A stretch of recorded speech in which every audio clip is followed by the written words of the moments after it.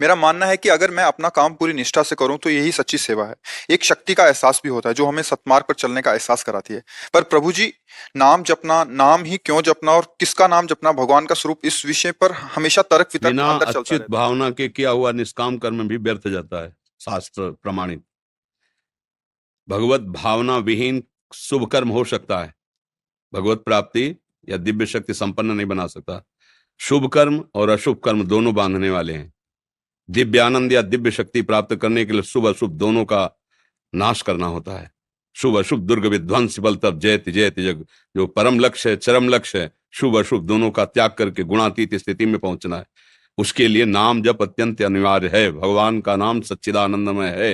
भगवान के अनंत नाम हैं, उनमें जो नाम प्रिय लगे सब सामर्थ्यशाली हैं, सब भगवत प्राप्ति कराने में समर्थ हैं। अगर मन को केवल क्रिया में ही लगाए हुए हो और उसे भगवत अर्पित और भगवत भाव भगवत चिंतन रहित है, तो ऐसे तो संसार में बिल्कुल एकाग्रता पूर्वक सब अपनी क्रियाओं में लगे हुए हैं, फिर सबका कल्याण हो जाना चाहिए। भगवत समर्पण की भावना और भगवत चिंतन युक्त वो हो जाता है कर्म योग। कर्म बांधने वाला होता है और कर्म योग मोक्ष प्रदान करने वाला होता है।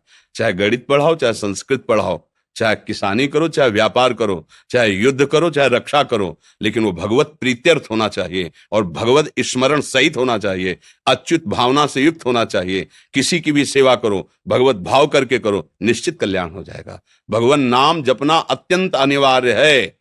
वारि मथे घृत होए बरु सिकताते बरु तेल, बिनु हरि भजन न भवतरी या सिद्धांत पेल। क्योंकि तुम्हारा ये पहला जन्म नहीं है, तुम्हारे अनंत जन्मों के अशुभ कर्म जमा है। जिस समय जो हिसाब आएगा तुम्हारी धज्जियां उड़ा देगा। तुम्हारा ये कर्म गणित पढ़ाना इतना समर्थ नहीं कि उन कर्मों को मिटा सके, लेकिन यही कर्म भगवान को समर्पित करके नाम जपो कर, तो ये नाम जप तुम्हारा पूर्व जन्म के अनंत संस्कारों को नष्ट कर देगा। नाम संकीर्तनम यस्य सर्व पाप प्रणाशनम, समस्त पापों का नाश करने वाला है। महापुरुषों ने जो कहा है उस बात को स्वीकार करना है। इस युग में नाम ही केवल है। कृतयुगे ध्यायते विष्णु तेतायाम यजतई मकई, द्वापरे परिचर्यायाम कलौ तद्धर कीर्तनात्, हरिर्नामयु हरिर्नामयु हरिर्नामयु केवलम। केवल हरि का नाम ही तुम्हारा मंगल कर सकता है। आ ब्रह्म स्तंभ पर्यंतम सर्वम मायाम मयम जगत सत्यम सत्यम पुनः सत्यम हरिर्नामयु केवलम। हरि गोविंद कृष्ण राम शिव जो नाम प्रिय लगे खूब उसका स्मरण करते हुए और हर कार्य को भगवान की सेवा से। ये विद्यार्थी रूप में भगवान आए हैं, गणित पढ़ाने रूपी मुझे सेवा दी है। भगवान सबके हृदय में बैठे उनको मानसिक प्रणाम किया और फिर नजर टाइट करके जैसे गुरु शिष्य को शिक्षा देता है, ये सेवा हमारी होगी और वो सेवा भगवान को समर्पित हो। इससे हमारे भगवान प्रसन्न होकर हमारी उत्तम बुद्धि दें, हमारे हृदय को शांति दें, निष्कामता दें और मैं भगवान के धाम में जाकर उनके नित्य समीप रहूं, उनके प्रेम में मगन रहूं या मोक्ष हो जाए। जीवन का परम लाभ यही है। यदि हम भगवान नाम जप नहीं करते, भगवत चिंतन नहीं करते, तो विषय चिंतन होगा, विषय चिंतन होगा तो विषय क्रियाएं होंगी, विषय क्रियाएं होंगी तो दुर्गति को प्राप्त हो जाएंगे। इस अत्यंत आवश्यक है। भजन में विनिश्चितम बदामि ते नान्यथा वचांस में हरिम भजन्ति ये नरा। अत्यंत आवश्यक, अत्यंत आवश्यक। हमारे कर्मों से हमारी कौन रक्षा करेगा? हमारी बुद्धि को कौन सत्मार्ग में लगाएगा? सत्य क्या है ये हमारी समझ में आ जाए ना।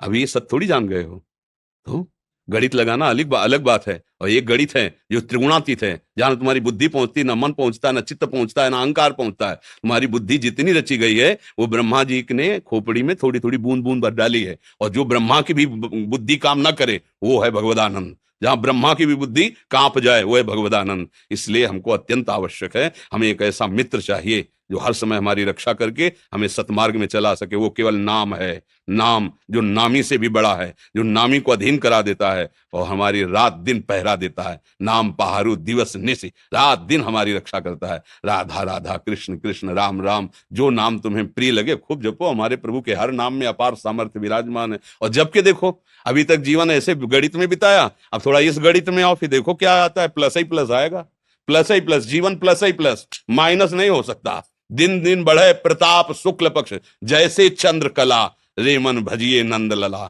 जैसे चंद्रमा शुक्ल पक्ष में बढ़ता ही चला जाता है, पर इसमें कभी पूर्णिमा नहीं होती, क्योंकि यथा अनंत आनंद है कि इतना ही आनंद है ऐसा इसमें नहीं। ऐसे जो भजन करता है उसका आनंद प्रतिपल बढ़ता ही चला जाता है। ग्रह कानन में रहो कहूं भी पकड़े ना ही पला, रे मन भजिए नंद लला। कोई ऐसा पैदा नहीं हुआ कि पल्लू पकड़ ले तुम्हारा, तुम्हें अपमानित करने के लिए कोई पल्लू पकड़ ले, सब पैदा नहीं हुआ। यदि भगवान की भक्ति और सच्चे मार्ग में लगे हो, और अगर भाई पूर्व का पाप या वर्तमान का है तो घुटने टेकना पड़ेगा, कोई भी हो।